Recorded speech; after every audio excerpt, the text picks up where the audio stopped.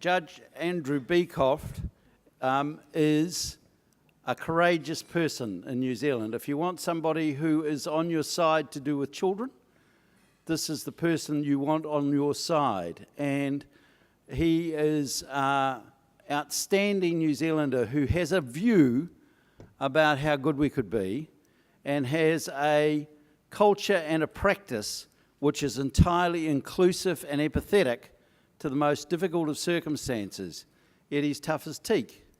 And that's the kind of characteristic of a New Zealand citizenship that we want in the science that we're involved with. So I'm just going to invite you all to give a big hand to this man, a New Zealand hero.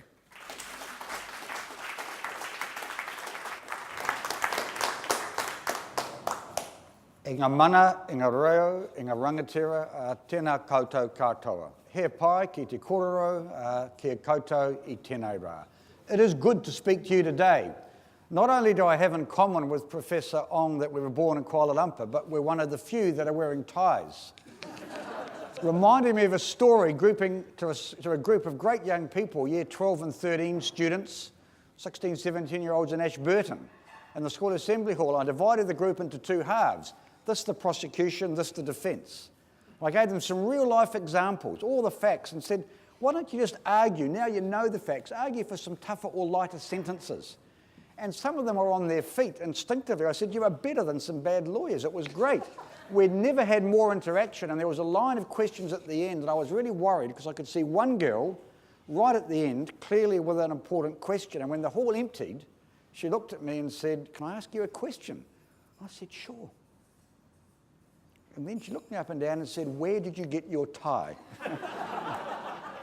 Now that really threw me. I said, why do you ask? She said, Saturday's my first school ball, Mum's made the dress. But the farmer's son that I'm going with, I think there's only one tie in the family, and I've seen the tie, and it's going to clash terribly with my beautiful dress, and the ball is just wrecked and ruined before it started. But your tie, she said, your tie would just match perfectly. And for the last half hour while you've been speaking, while I've been nodding and looking and smiling, I've got to be honest, I haven't listened to a word that you've been saying. So we talked about, actually I think my wife bought the tie in a market in Singapore a while ago. And she said, oh, Mum would have driven me to Christchurch to get it. So we talked some more. I said, why don't you take the tie? I mean, I hope, it came back 3 weeks later and it was clearly a great school ball because the tie needed a lot of dry cleaning, but it's been restored to its former glory. But I learned 3 things from that. Firstly, if you're going to speak in public, try not to wear a tie. Secondly, make sure you've got a spare, because that night I was in Geraldine at a community meeting, and the chairperson, on hearing my predicament, whipped off his Crusaders tie, as a man, keen Crusaders man, and got me, as a Hurricane supporter to the core, to have the hardest 3 hours of my life to wear this Crusaders tie as I spoke. But most of all, remember especially, and I take this to heart when I'm speaking to scientists at 3:46 p.m. on a Friday afternoon after a busy day, just because you look me in the eye and smile and nod while I'm speaking doesn't actually mean you're listening to a word that I'm saying. Doubly so because I'm not a scientist. When I parted with chemistry, physics and biology in the old Form 5, I struggled with it. But the message I guess I really want to give is your work matters. And New Zealand, I think we are bad at putting policy into practice. We have too much of the number 8 fencing wire practice before policy and research, and we don't sometimes like the messages that research gives us. And we have been slow as a country, I think, to put really good science into practice. So that is my message. If you're just going to nod and smile from now on, I've got about 10 examples where I think good science has brought about good results and where good science, from my perspective, has not been followed. So there's about 5 of each. But I wanted to give some introductory comments to start with. Now, have you walked off somebody with the clicker, Pat? Ah, there it is. Someone's walked off with it. Maybe it was me. I've been in the role for about 18 months now. It's a terrific job, fulfilling, rewarding, challenging, but with some anxiety. People often ask, it's a question for you, how many of you are scientists? How many children are there in New Zealand under 18-year-olds? Guesses, how many are there? So that's what we're talking about. How many children are there who are under 18? That's the world definition. Guess. 1 million? Any advances on 1 million? Would I hear more, less? 1.35? This is the number. It's about 23% of the population. It's a big group. And I'm often asked, well, how well are our children doing? And I think the best summary, and this is consistent with the science and the research, is that you'd say 70% of New Zealand's children do really well, some world-leadingly well. Science, academic, cultural, sporting. And we can be reassured of that. 20%, however, do badly and struggle and are in and out of significant adversity and disadvantage. And 10% do as badly, if not worse, than any other Western world cohort. At which point I get criticised and say, but that's way too much of an exaggeration. But you just reflect on the figures we all know. Highest rate of youth suicide in the world. Well, even within that, with Indigenous Māori 3 times just about represented, more than Pākehā. Second highest rate of reported bullying, 5th highest rate of childhood abuse and neglect. You put it all together with the other figures that we've got, it's inescapable that we are not the country that I was brought up in the 60s and 70s. We are a country for children of disadvantage and stratification and marginalisation. And to be honest, I am not so much interested in the 70% as the 20 and the 10. Of course, my statutory role is for all New Zealand children. I'll never shrink from that. But we've got to do better for that 20 and the 10.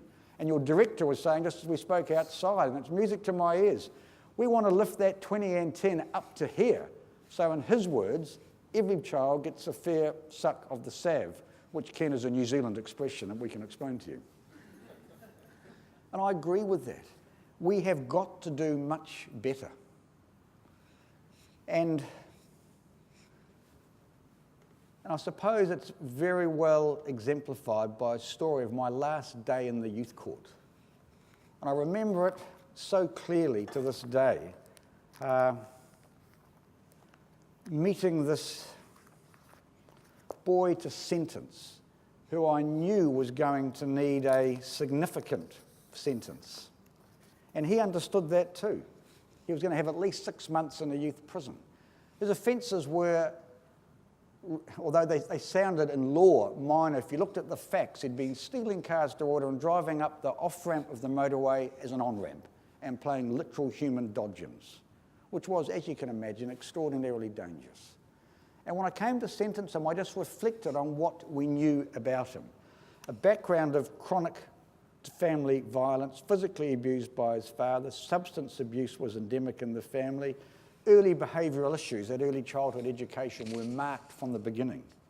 And there was an unproven serious sexual abuse allegation by a male family member, older, it had been to court. I remember the boy saying to me, but I wasn't believed.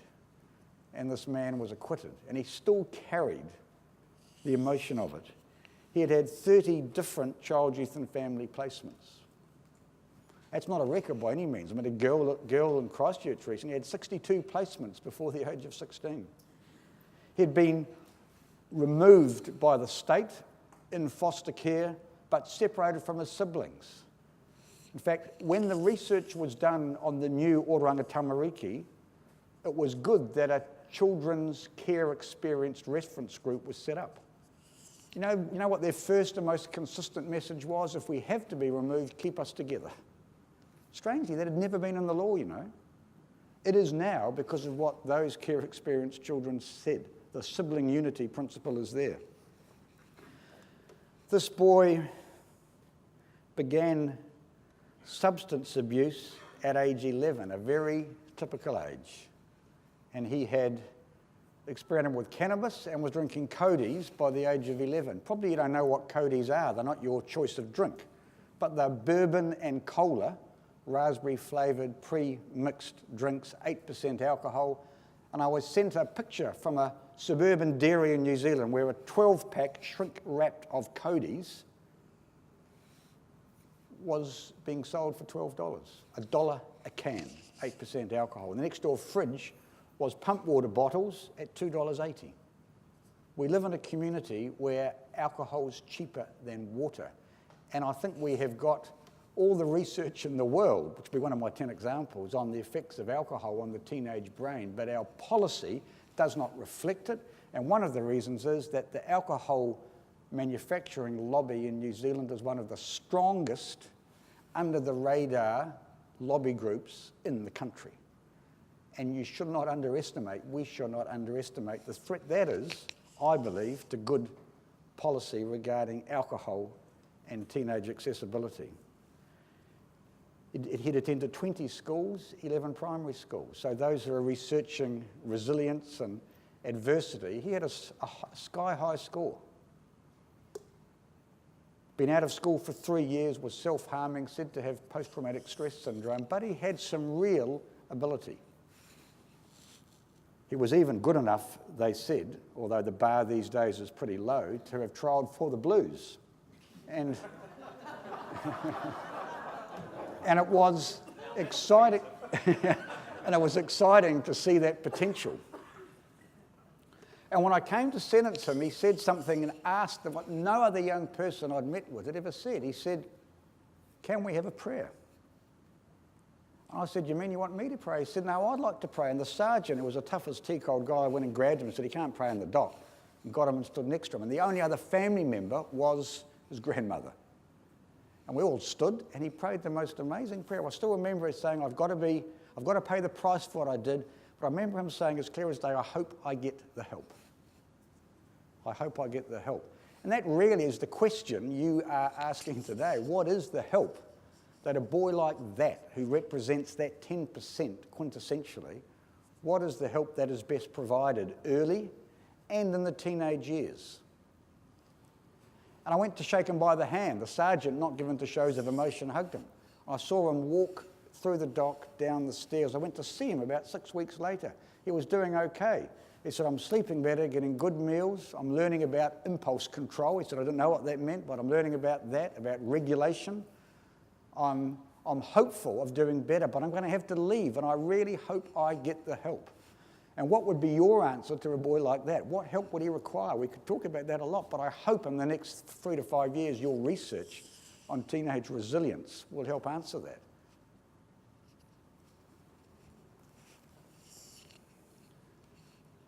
The reality is we are leaving too many of our children behind.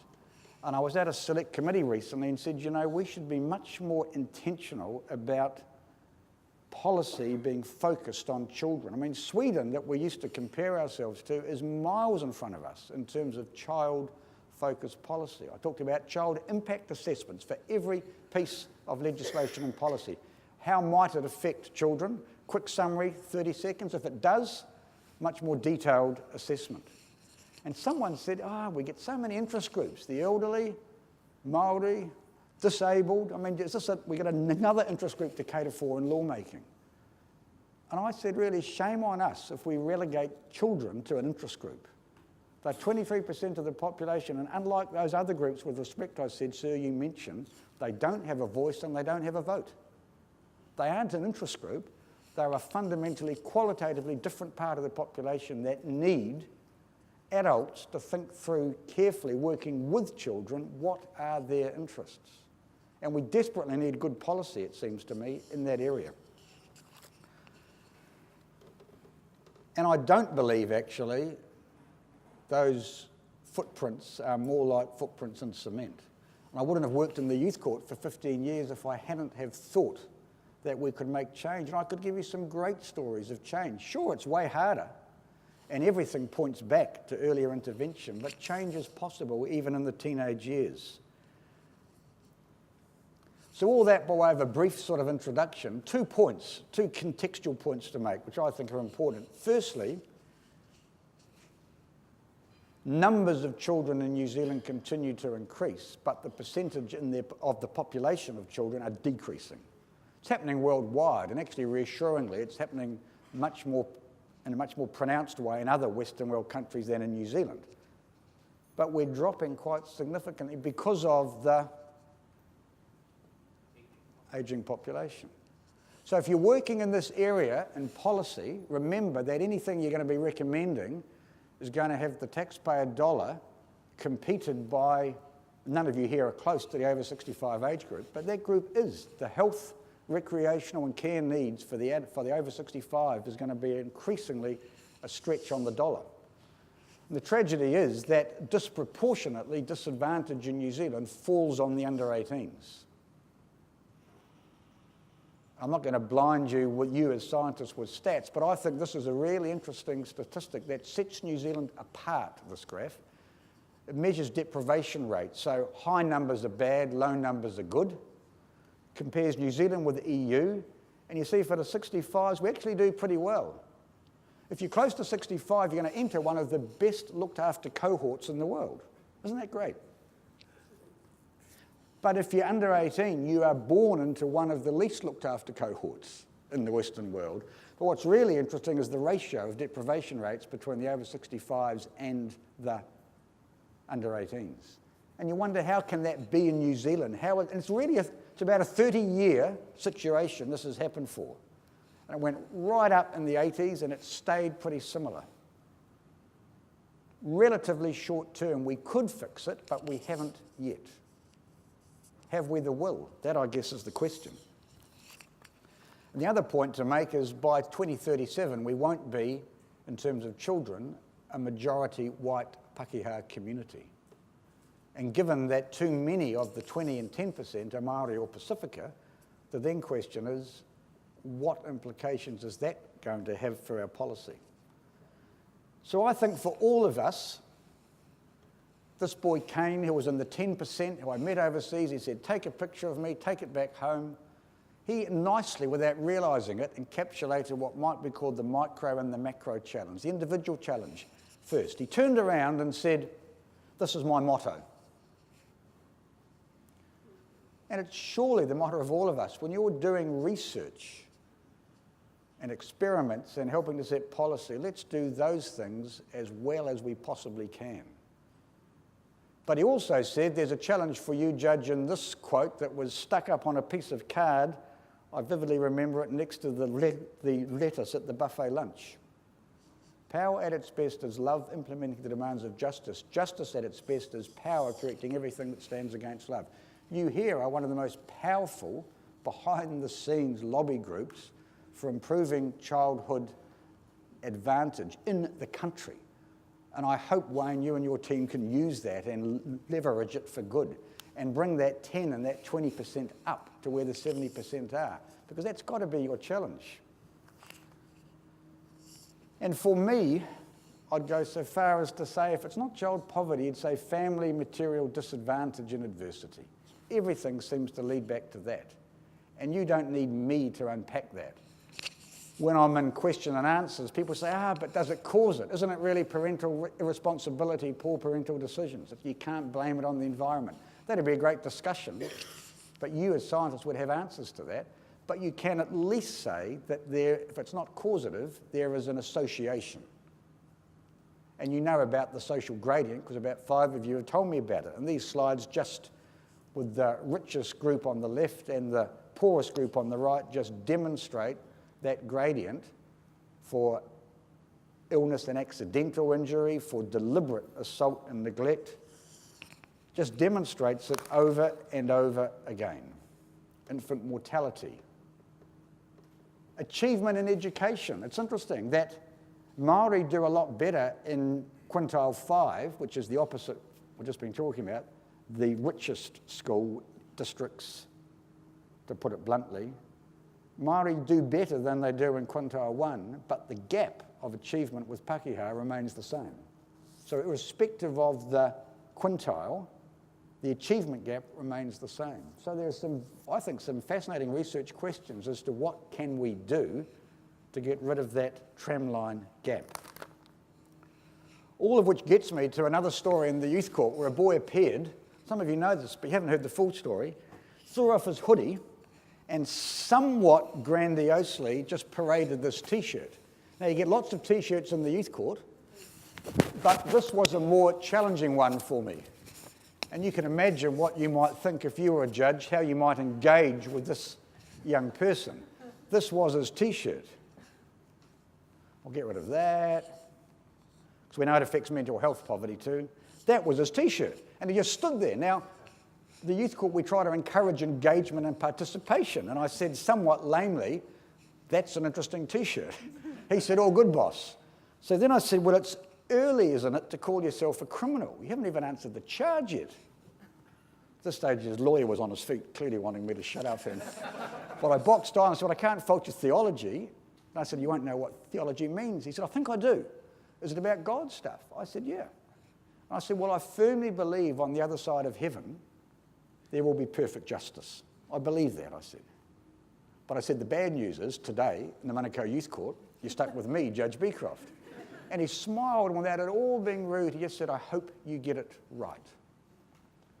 And that's a good strapline for what we're doing, isn't it? Are we getting it right? Will our research ensure that we're getting it right?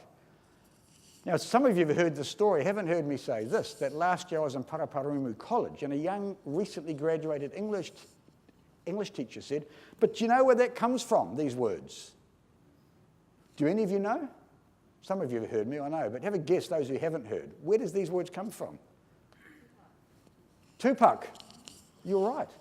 And you know, I went and searched up the rapper Tupac, found the words, but I couldn't get them sent to work because I couldn't get them through the MSD firewall. Anyway, these are the words, and this provides the context for what you're talking about. If you're talking about building teenage resilience, as one of the three strands are, look at these words, because they ain't pretty reading.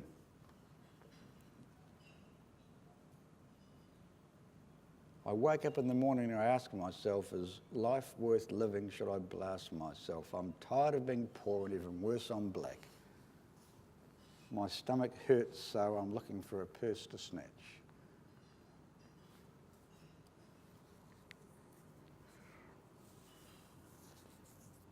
I mean, surely your work as researchers, and I wished I'd known where these words came from. I'd love to talk more with this young fella. Your work as researchers isn't over till there's no New Zealand child who can sing that song as their own, because there's a big group of New Zealand boys for whom that is their anthem. And what a challenge to build genuine adversity in a way that crosses New Zealand's bicultural divide, Professor, for our Indigenous boys in particular. So all that said, I've really got two messages now. One is to encourage us to be child-centred, child-focused, child participation in our research.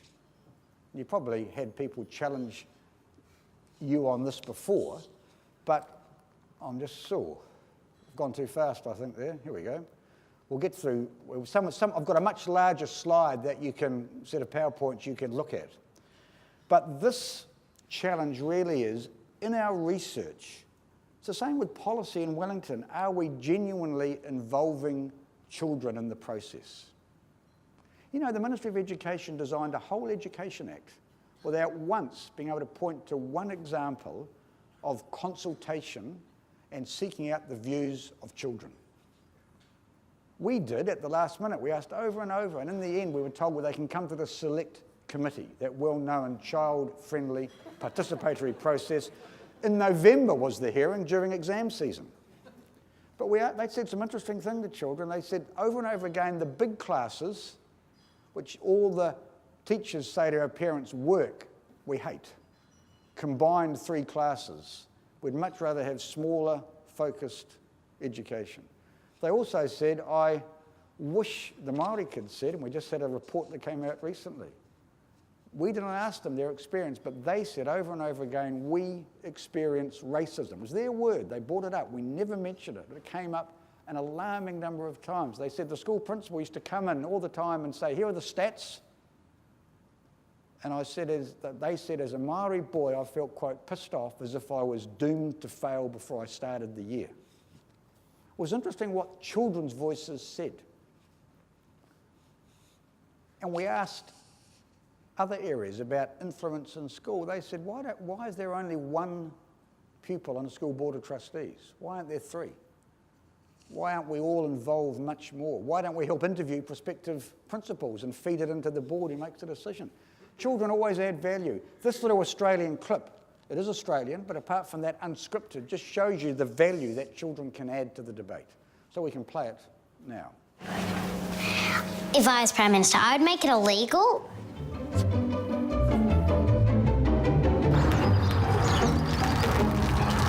There's the wrong time.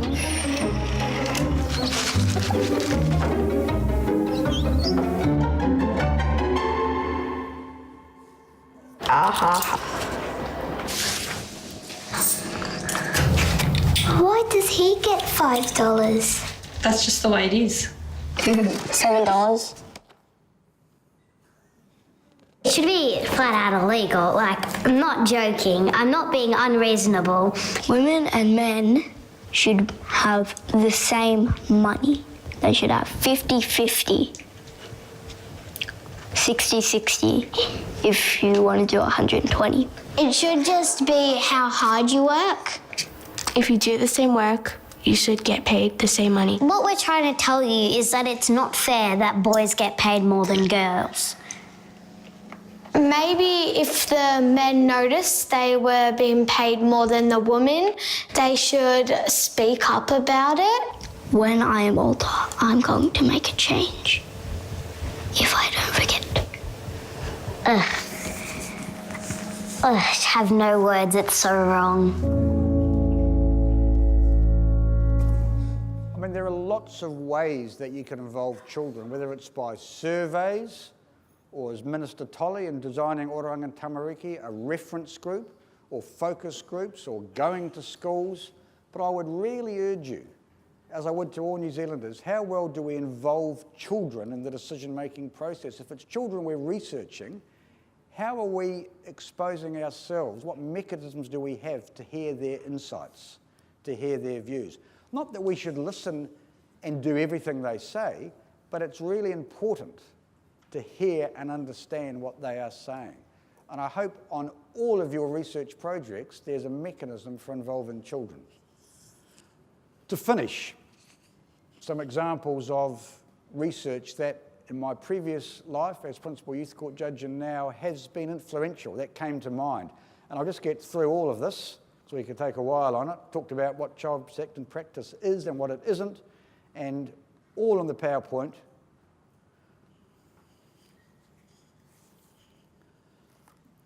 Our age of criminal liability is 10.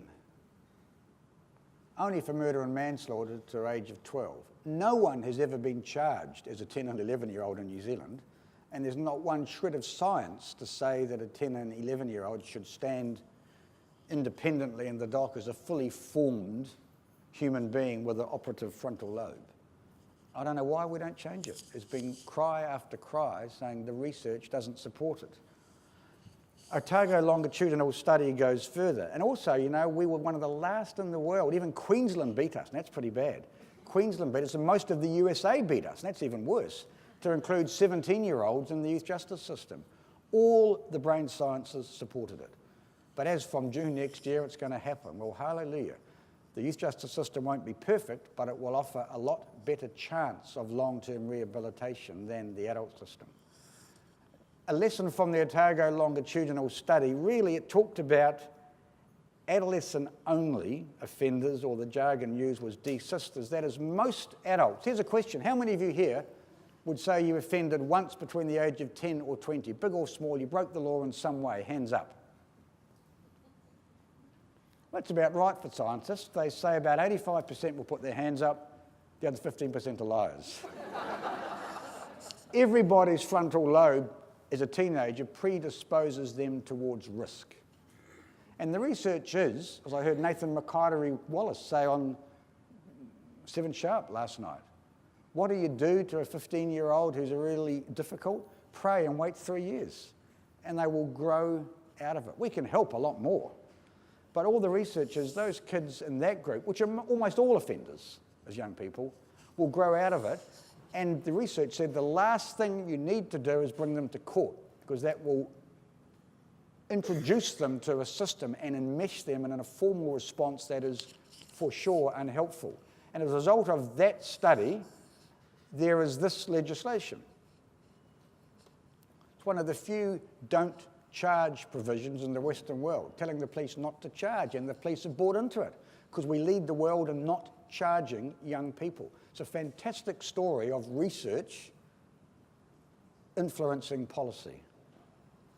And the other type of young offender, a much smaller group, are those who show all the warning signs of the boy I talked about in the youth court, and without good, really good interventions, are likely to become life course offenders or persisters. We also know from the research that community-based programs for young people work better than custodial interventions. Not surprisingly, the concept of segregation and then aggregation of our most troubled young people is a recipe for disaster, especially if it's in a concrete warehouse. We know that lower key, intensive community-based interventions, and you know from Youth Horizons Trust, Rowdery, exactly that thing works better. We're moving. We're not going to build, I hope, in our lifetime, another youth justice prison. Who knows what Richie Poulton's study, the Otago longitudinal study, concluded? That's what it included. He said by age 3, I think, didn't he, the biggest predictor of adverse life outcomes later is a lack of impulse control and emotional regulation at the age of 3. But the Growing Up in New Zealand studies is taking a more nuanced view, and sometimes at 2. And those who had impulse control at 3 may not have it at 5. So we're learning more all the time. But in terms of impulse control and emotional regulation, what implications does that have for early childhood education? How is it taught? How do we analyse what methods of teaching work and what don't? Who knows what those 3 initials mean? You should know. Yes, sir. Functional family therapy? Yes. Multi-systemic therapy? Yes. Multi-dimensional treatment foster care? Yes. Only because I did my internship at Youth Horizons. They are said to be the gold standard interventions for the boy I talked about. Modifiably appropriate in New Zealand culturally. It would be interesting to know with the Vision Mātauranga whether they are said to be transferable into the Māori community. It would be really interesting to know. The smart academic money says that it is, but it's good research to know. But they are consistently, far and away, the best result producers for building resilience and change in the teenage years for those young people who are heavily at risk.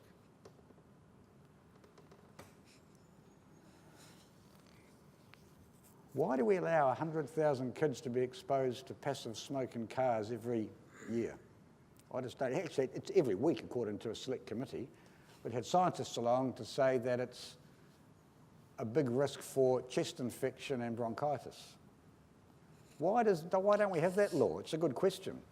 And I've nearly finished. You know, there's also research that says a family working does better. But it means a solo parent, often a solo mother, gets a tax credit of $72.50 a week from the day she goes back to work after birth, which flies in the face of all we know from Harvard and New Zealand with the Brainwave Trust about developing adult-child intervention and responses. That's an interesting question. I mean, the Harvard brain science would make it of dubious value to have 16-year-olds getting driving licenses. So there are 7 matters. The other couple would be that you don't need to be motivated to change to go to a drug and alcohol course. If the course is good and you can get kids there, they'll enjoy it.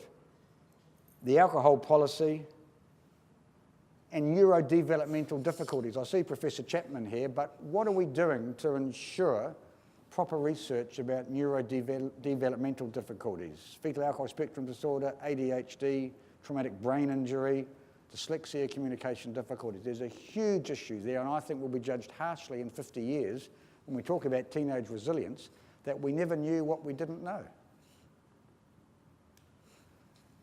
So that's my challenge.